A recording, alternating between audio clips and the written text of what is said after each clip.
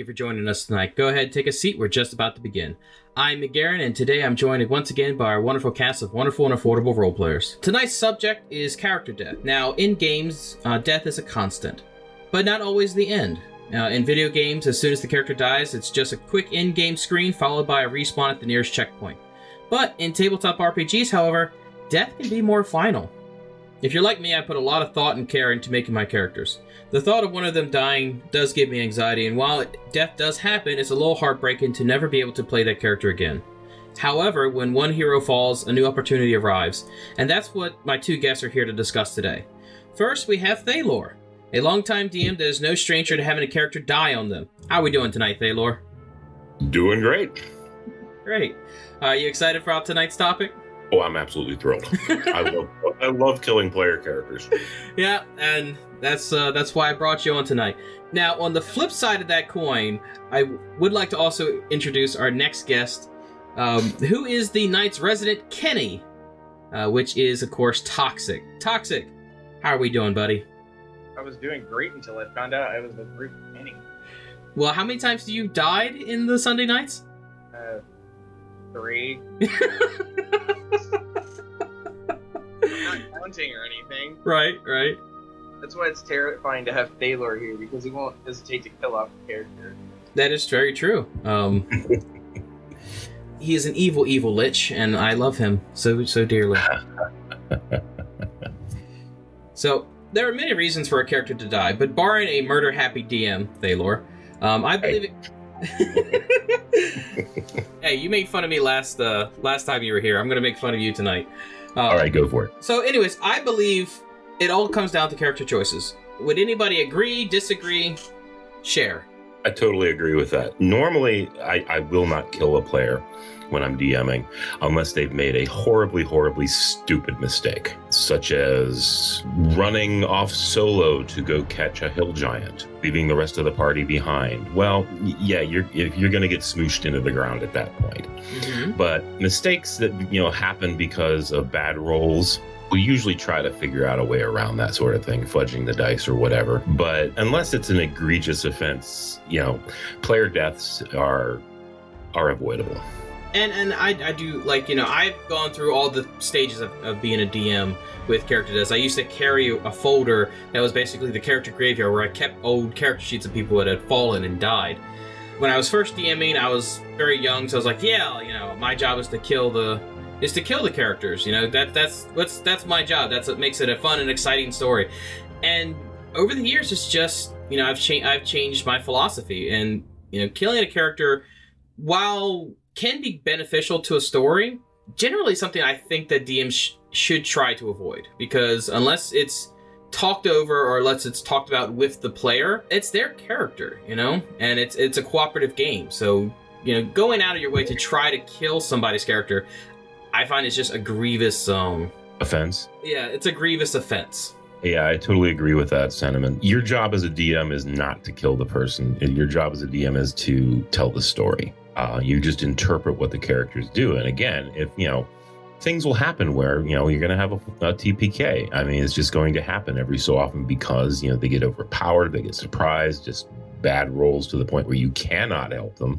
Someone's going to die. That's why you should always have a healer. And usually if somebody dies and it's not too egregious an offense, like, running off to chase after hill giants or confronting the beholder by yourself, then usually I'll have somebody in town for a lot of gold who's able to resurrect and bring back somebody who has died from the party. Because, character death in D&D especially does not necessarily mean the end of that character. That's actually very beautiful. That does bring me into my next point, is what comes after death. Some people are just like, oh, just go ahead, roll another character. I've had players, just take their character sheet, write the words junior on it. It's like, I'm here to avenge my father. But also, me personally, I don't like the spell Resurrection. I feel like people should not have that power, just close at hand. I feel like if you're going to try to bring someone back from the dead, there's going to be a quest involved. Like, okay, you want this character? Fine. Let's, you can get that character back, but you're going to pay for it, and you're going to pay in, I guess the term that's used a lot nowadays is the iron price.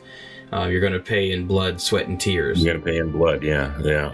That's totally seeable. Usually there is some sort of price that goes along with it. For lower level characters, like I said, it's a lot of gold, a lot of things promised, fealty to a deity for some, okay, I promise to do these things for you if you bring my friend back, that sort of thing. Deals with demons are always fun. Bring back people from the dead, because then you can, hey, I got a favor for you to do for me later on, and then you can have a lot of fun with the player characters. Deals with the devil are one of my favorite ways to bring back a person, because you're not always guaranteed that you're going to get the exact same person. Yeah, that's always true. One of my favorite character deaths, I talked it over with the player beforehand. It's like, hey, they want you back. And they're like, okay, well, I kind of don't want to play the same character. I was like, ooh, well, now we have an opportunity. So they were playing in half-elf. I think it was a half-elf. They were playing a half-elf, but they wanted to switch classes. Like, okay, well, I don't want to be a paladin anymore. I would much prefer to come back, and be like a sneaky rogue or something like that. I was like, okay. So what we did is we reanimated the body, but we put the soul of a different person in that body. So the body came back, but it wasn't the same person. Oh my god, I love that. That's incredible. Yeah. So they got back that character, but it wasn't the same person. And it just became, and they had to figure out the group dynamic. So you had parts of the story where they were like trying to get used to the new person. They were not accepting the new person because, they had just lost a friend, and now they have this new person walking around in their friend's body. And it was so much fun, and I definitely wish I could just play with that group one more time. That'd been amazing. But always look at character deaths as an opportunity for role playing. Mm-hmm. Now, Speaking of character deaths as opportunities for role playing, I want to hear from the person that has died the most in the Sunday nights, and of course that is Toxic. First off, we had Sergio. Sergio, and some of our fans have said that Sergio's death was one of their favorites because it was self-sacrificing. It was exactly what a paladin would do to protect the people around him. And then, of course, we had Toxic, the character death, which ended when Toxic's actions came back to bite him in the ass, and so they just put him out of his misery and made him the scapegoat for the whole thing. But both instances, it was a very well-told story, I believe. So, Toxic, why don't you talk to us a little about what goes to your mind when you're like, okay, well, I want my character to die? Mainly, when I think about when I want my character to die, I think about how it can benefit the flow of the story as a whole. Like with Sergio, I saw an opportunity to have a huge impact on the story, and not just for selfish reasons, but like it was like having it almost be poetic, and show that our game isn't just about, hey, let's go in, do the dungeon crawl, fight the baddie, get the loot, leave, and that, because not all of these stories be endings. It's not supposed to, it's a story, and just like stories that we read in books, they don't always have that happy ending. And I saw this opportunity to do something, and it just presented itself. It just fell into my lap while we were playing. I had no idea what was going to happen, and I saw, I saw the exposed engine, and I decided to smite the engine and take the bad guy with me. It was an absolutely amazing little piece, and I was not expecting it myself when you first presented it, and I was like kind of in shock, like, okay, let's just do it and let's see what happens. And I feel like at the end of it all, it made the story had more impact. And so you're very good at dying. I don't know if that's a compliment, but that's what I feel in my heart of hearts. Everybody has to be good at something, and if you're good at something, never do it. That'll pay you, so you are doing it for free. Pay me in friendship, it's enough. Oh, you're sweet. Thalor, you don't really play all that often. You are more of a full-time DM, right? Nowadays, yeah. I used to play back in my youth, and I do have a couple of memorable character deaths that I was quite affected by because I had been playing those characters for the better part of 2 years, and a long campaign with the same DM, every Tuesday night, and you do get attached. So, what's your question? Oh, No, there's no question. I just want a story. A story. All right. I'll give you one of my favorite character deaths that's not mine, but this just happened and there was no way I could get out of it. There was no way I could fudge this roll. There was no way I could fudge anything for this guy. So there was this elven ranger, and he was hiding with his friend, I think was a mage, I believe, under a rock in the Underdark.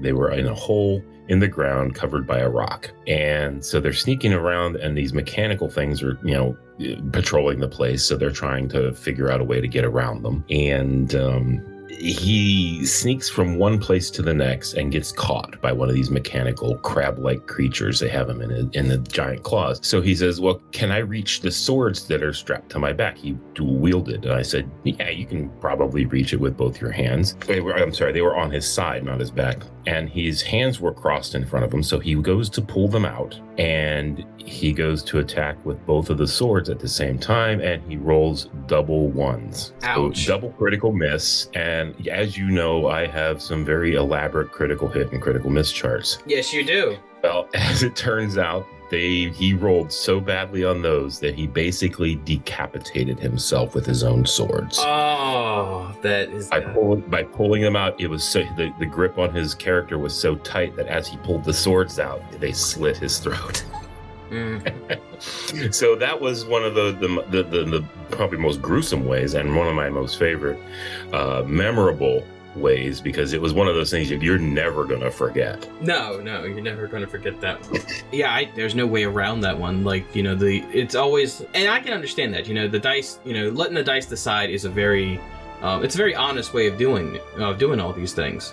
But when you do have a DM that is out to kill the characters, or out to, setting traps that can't be overcome, then you definitely have a problem, because the game stops being fun. I always say that you want to do just enough that the characters survive just by a little bit, and they're like, whew, we got lucky, and you're just, as the DM, you're just kind of standing in the back, it's like, yeah, you guys definitely were lucky there. You guys definitely won without any help whatsoever by me. No, you're right. You're absolutely right. So, Toxic, do you have a favorite death? Like, out of all the times you've died, what was your favorite death? That's a weird question, but I'm going to ask it. Actually, my favorite death was my very first character in D&D.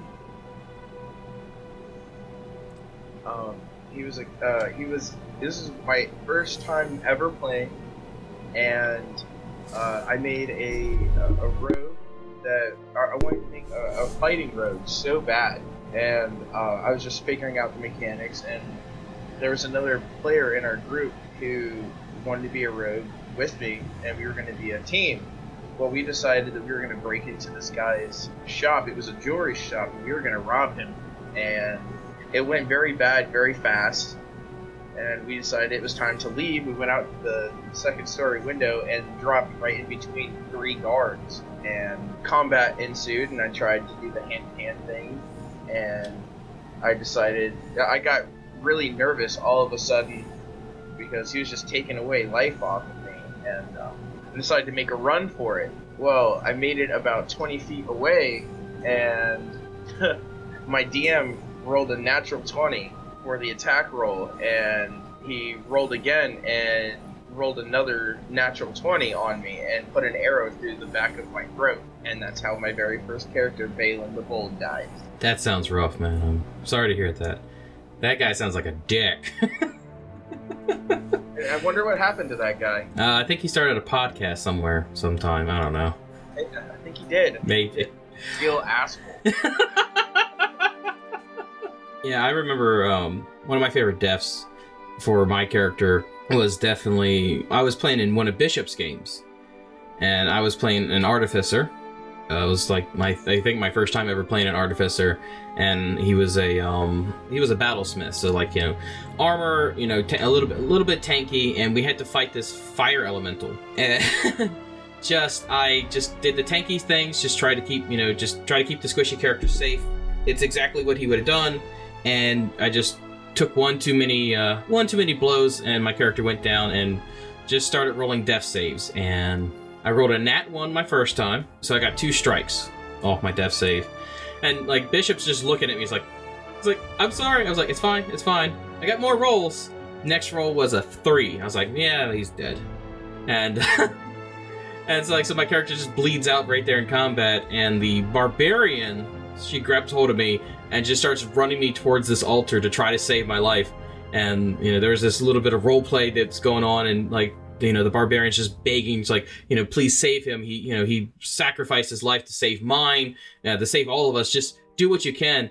And he's like, okay, well, I will do my best. And he does this little ritual, and we roll percentiles, and it landed on a 1. And I just like looked up at Bishop's like, yeah, I'm gonna go ahead and just roll a new character because that one's dead. Wow. Why? I just the dice were not in my favor that day. It's just I don't know what it was, but he passed away, and now his figurine sits in a glass case.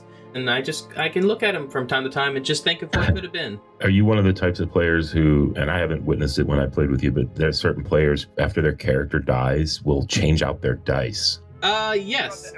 I am one of those characters that will change out the dice. Well, I have dice for each character. Each of my characters has their own set of dice. So Jamrul, who was the artificer, he has his own set. Aramis, who is my bard rogue. He has his own set. All my characters have their own set of dice, and I kind of just retire them when that character dies. But fortunately for me, I'm a DM now, so I don't have the opportunity to die a lot. Technically, all of our characters die as DMs. That's true. That's well, that's actually anyway. yeah. All the villains and probably half the NPCs will die by character hand. I have a question for Thalor. Have you? This is definitely a character death question, but as a DM, have you ever had a player that got a little too big in the bridges for their game, and just by pure happenstance, their character ended up dying? I don't like kill people because of their players. I wouldn't have them in the group if they were, too big for their britches, as it were. I don't game with random people, and I very rarely game with people who say, hey, I have a buddy who might want to play, unless I've met them first and approved. And so I've never had really anybody come in being too big. Now, I've had some people come in and be stupid, in you know who I'm talking about, and I've had to smack them down a bit because they were just acting stupid. And they were using their character's alignment as the reason for stupidity. Oh, I'm total neutral. I would do that. No, that's not what neutral means. Mm-hmm. Never anybody who was like, oh, I'm so much better player than you, and blah blah blah blah blah, and then they're dead. No, I've never really had that happen, so can't really answer that honestly.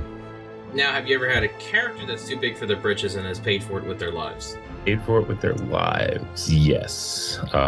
Someone who thought that they were, I don't know, above, what's the word?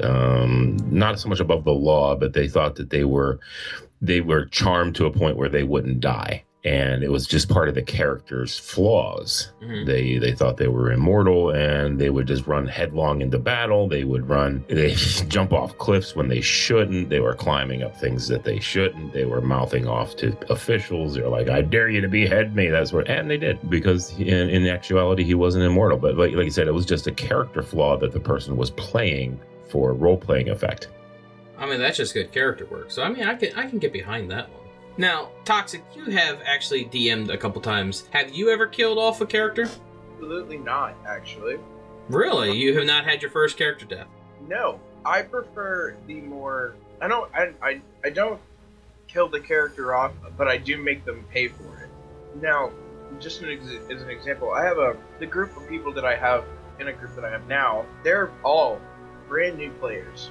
So a lot of it is teaching them, but before every session I remind them, this world does have rules, and if you break them, there are consequences. You can't just go into a town and murder everybody and not expect someone to come looking. You know what I mean? Mm-hmm. So just as an example, I had a player who is what I call the voice of chaos. Whenever a situation can just be talked out, it's always, I'm just going to go ahead and fight this person and beat the information out of them. And there have been so many times by the same happenstance that, two people are like, yeah, let's just torture this person and get the information out of them. You know, we'll do something like this that's horrible, or we'll do some other horrible thing to him, and then I have another player that's like, maybe we shouldn't, you know, play this person. So what ended up happening was he decided that he was going to accost this man, and what ended up happening was the man set him up to be searched and slipped something illegal into his bag, and he ended up getting run up by the police, and it caused this whole situation where everybody got in trouble and held up, and he ended up doing something outrageous to get out of it. So killing them off is a bit extreme, especially when they're new players, but if I have a group of experienced players who know what they're doing and have lots of years of experience, then yeah, if you do something crazy, expect something of equal craziness to happen back. And that's fair, you know. I'm kind of happy that as a DM, you never actually had to experience a character's death before. Sometimes it does get a little bit heartbreaking, especially if the character is very integral to the story. You know, they've just been with you for, you know, a year or two, and you've grown attached to these characters, and there's nothing you can do. You can't fudge the dice. You can't do anything to that effect, and you just have to let it happen. And so Thalor, is there like a grieving period for you? Like if you've had characters die on you that you're like, fuck, I kind of wish that didn't happen. Usually I have characters they're pretty integral to the story that I'm weaving behind the scenes, and if somebody dies, that throws a big monkey wrench into some of the plans, especially if it's one of the people who the story is revolving around.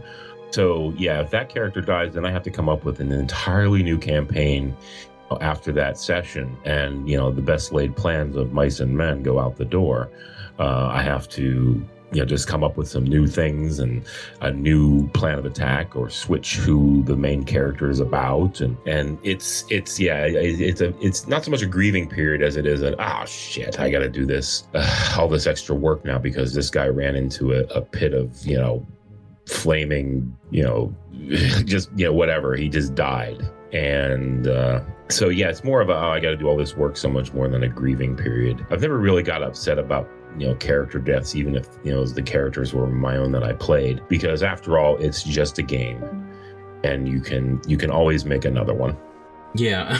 And I've had characters die. I've had characters just like, all right, well, I just don't want to play this character anymore, so my character's gonna hop out, and I'm just like, I have so much written for you right now, and you were just gonna do this to me? Yeah, I do not like people who say, you know, I just don't want to play this character anymore, so I'm going to commit suicide. And it's just like, ugh, no, you can't do that. I mean, you shouldn't have rolled this character to begin with. You shouldn't have given me a backstory, because I've got this narrative now, you know. And on the flip side of that, there's also the fact that you may have as part of the story a planned character death, in which case I normally pull that character aside, that player aside, and say, look, I need to kill your character off, have another character ready to go. But it's usually at the beginning. I usually don't spring it on them, 8 months into it when they have a chance to get attached. It's, right as they're rolling it, or the next one, I'm like, ooh, I got a really good idea, but I'm going to have to kill your character off because I'm going to bring it back as a lich, or I'm going to bring it back as, a companion, a longtime companion of one of the other characters. They're in love with them, or they're related to him in some way, and I need to, cause some drama. So I'm going to kill your character off, have them come back as undead or something, and have them confront the other character. So just have another character ready to go. But that's something that requires planning for not only you, but a little bit of releasing what you know as the DM to one of the player characters, because you just don't want to spring that on them, especially if it's a planned death. Oh yeah, definitely. Cyberpunk. Cyberpunk is and it's one thing that I always come back to, because there were just so many things that went through that just to make sure that story happened. And one of the players, Toxic, who's with us tonight, his character just kept doing things that's like, oh, you guys are you're on a heist, you're stealing from this top secret orbital space shuttle. And then he's like, all right, well, I'm just gonna go ahead and live stream the whole thing so everybody can see what we're doing. And that just wasn't okay. The character was making decisions that weren't okay with how the story was supposed to go. And so, final episode, I pulled him aside. I'm like, look, you're gonna die. And Toxic was okay with it. He's like, yeah, that totally makes sense. My character messed up. My character, he didn't make any smart decisions. I'm okay with it. And he's like, all right, well, how do you want to go down? And Toxic, why don't you go ahead and fill in the blanks? So basically what happened was I think I got a little too into the character's headspace. For the character type that I chose, they're in it for the big realization of who they are in the world that they live in. I played a rocker boy. Rocker boys want to be famous, and doing it through music alone isn't enough. And I saw this golden opportunity to play a character who would do something outrageous to be famous, and that was to live stream stealing a space shuttle and live stream it to the world for everyone to see. The whole thing going down, everybody that was with me on the space shuttle could be seen, and I didn't think that through. So when Mid came to me and said, hey man, look, I honestly have no idea how I can punish you without killing you, so I think that it would be a great end to the story for your character to die. And I was like, I absolutely agree with that, because I couldn't think of a better way. Because the more I thought about it, the more I thought it would be fitting for that character to die. Because either you pull off something outrageous and you live through it to become famous for it, or you become famous for doing something so crazy that you end up dying for it and everybody knows that you did it. So in a weird kind of way, it worked out for us writing the character to die in the story, and it fit the story so well just because of the setting that we were in. So I thought it was great when it ended. Yeah, Toxic, you even live streamed your death, which I think was just on point for your character. Absolutely, I loved it. I loved every moment of that. And the talk about it afterwards, it blew me away. Like, we were talking about possibly doing another season just based off of my character's death, and I was like, that's incredible. We won't go too much on that. No, we won't go too much on that. So, I started actually, talking about character death and thinking about, this podcast, this segment all week. I was, just racking my brains and and a thought occurred to me, like, would it be cool? Like, have you ever heard of these, like, you die kind of scenarios? You're talking about permadeath? Yeah, permadeath. Have you ever thought about incorporating that into, like, a game of D&D? Maybe not a long-term campaign, but like a one-shot. Has anybody ever thought of something like that? I've done several one-shots like that. Yeah, good. The tournament stuff. Basically, when I was the RPGA doing tournaments, we would come in and people would come in with and decide which module everybody was going to run at the tournament. So each table had 5 or 6 players who were running the same exact module. There were points given for certain things, points taken away for certain things, and whoever had the most points at the end of the session, whether you finished it or not, was declared the quote-unquote winner, and yet they got like a T-shirt or something from Wizards of the Coast. And permadeath was a big thing there. If you died during one of those, that was it. I mean, the rest of the party had to carry on without you, because they were given prefab characters. They didn't have a resurrection spell. They didn't have anybody who could do this, and it was a very linear campaign where it was read by module. You did this, you did this, you did this. You went on, and they went as far as they could. And pretty much by the end, if time didn't run out, everybody died permanently. And one-offs, it really doesn't matter. People are there and they expect that. Would that be something that we could do, like, as the group, like get five players, a DM, and just run like a permadeath scenario? Just, make it a few parts, and I would love to see something like that. What are your guys' thoughts? Just run the yawning portal and stuff. It's really hard. You can do a series of one-shots based off of it. You don't have to do the module itself. Mm-hmm. But they are incredibly high stakes, and it does have a permadeath tone to it, so if you incorporated that in, it'll be really novel. Eventually ending up in the Tomb of Horrors. That was a real scary. The Tomb of Horrors is always scary. What do you think, Thalor? Having a permadeath game here on the Sunday nights. I don't see why you couldn't, as long as everybody was in agreement that there wouldn't be any type of animosity if you died within the first 3 minutes. I mean, and that's always a concern, is somebody going to slip up that quickly to not enjoy the rest of the session, because that's where it comes down to, is everybody going to enjoy that sort of thing right away? I definitely would like to talk to several players in the roster to see if that would be something that we could do. And if I can get like 5 people to sign on, I say we go ahead and do it. I say that we get 5 people plus the DM, so 6 total, and run a permadeath scenario and see which one lasts the longest and see which one would be the king. It'd be really fun. It's a skill. It's a test of skill, knowledge, and how well you know your characters. Yes, no. Again, it's skill to a certain extent, because the luck will also play into a lot of that. If you're having very bad rolls, you could be, the most skillful player out there, and if you keep rolling bad, you're gonna end up dying first. There's also the fact that I wouldn't actually point it out that whoever lasts the longest is the best, because then you're going to have the stronger characters preying on the weaker characters. Very true. Just to be declared the best. I don't know. I don't know. I was thinking like we're the Sunday nights. Let's crown a king. You could have an MMA style D&D session. Oh, that'd be kind of fun. I don't know. I was definitely thinking like have a DM, like a very talented DM. I'll find one. Set up like a dungeon scenario or some type of like event, and see how far we can take characters. This is old school, but Dragon Magazine, older stuff from first edition, used to have things like that every year. It was called Challenge of the Champions.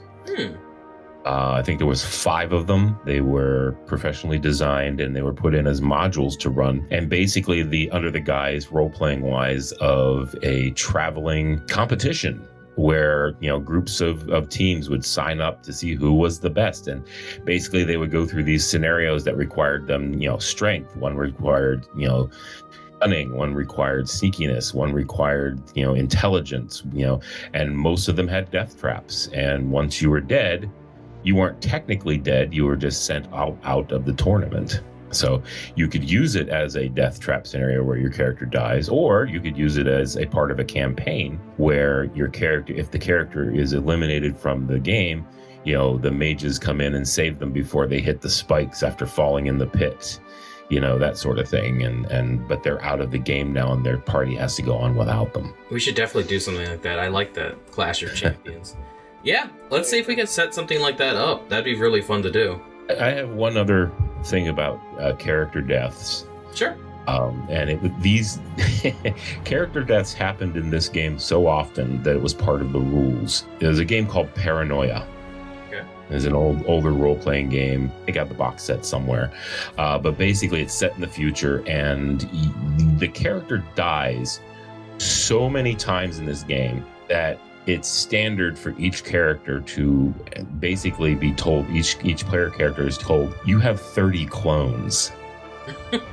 Because you're going to die so many times that it's not funny. Because, it was a game that was designed to kill the player. I do know, like, there are, I've heard of, like, harder games, and one of my favorite games is Call of Cthulhu, where you're gonna die. You're gonna die, or you're gonna go insane. Like, there are like multiple ways of kicking you out of that game. And, yeah. And it does add, like, the fact that it's so hard to do. It does add a sense of, like, you want to see how far you can take this, like, average Joe person through this horror scenario, and see how long it will last.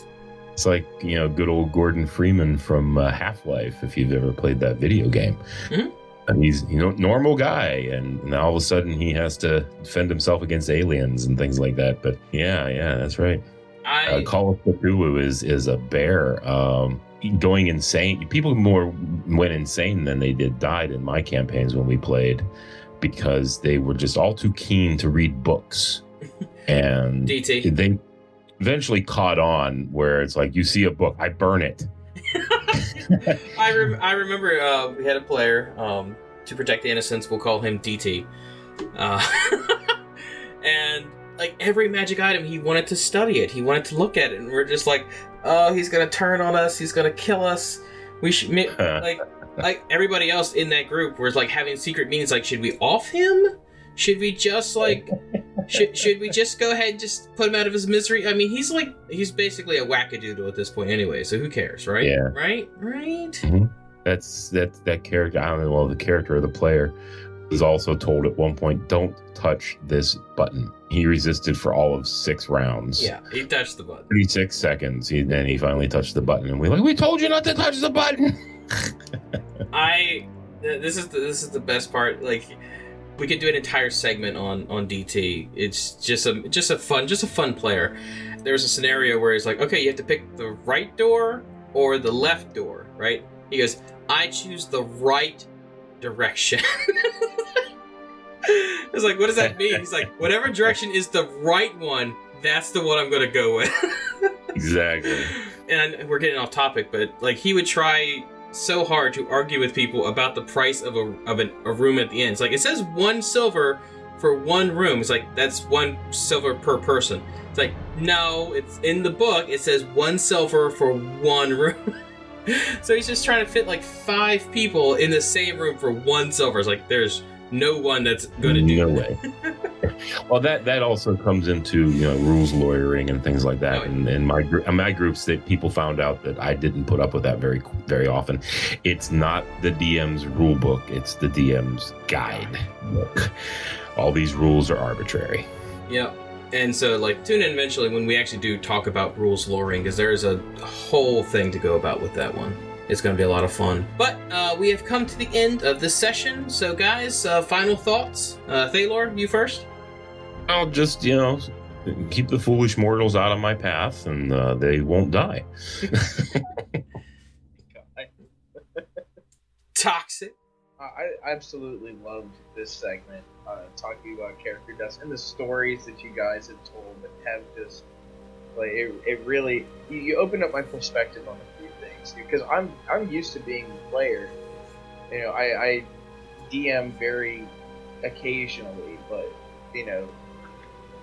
hearing the other side's perspective, the person rolling the dice, reading the books, and coming up with a story, it changed my perspective on a few things, and I really appreciated that. Thank you. Well, thank you. It was a pleasure doing this podcast with you. Just talking about this, I definitely, there are tons of stories. There are tons of, like, stories about character deaths. Some of them are really good, some of them are really bad. So maybe we'll do a part 2 where we just, we just tell stories about interesting character deaths. Maybe get an extra night or 2 in the segment. I do know that there are a couple that couldn't be here with us tonight that do have really fun stories. So that would be a fun thing to do. Just one time, just have us sit around, just talk about characters that have died and passed, and, we can talk, joke, and have some fun. I like that. Yeah, that would sound like a lot of fun. But for everybody listening out there, if you have an actually interesting story, leave us a comment. Leave us a comment. Tell us a little bit about your character that's died in the past. Also, if you liked what we're talking about, send a like, share, subscribe to the channel. We do appreciate, any support that we can get. It was a lot of fun talking with you guys tonight. I do appreciate you guys that stayed with us till the end, and I hope you all have a wonderful night, and I'll see you all next time. Minstrels, play us out.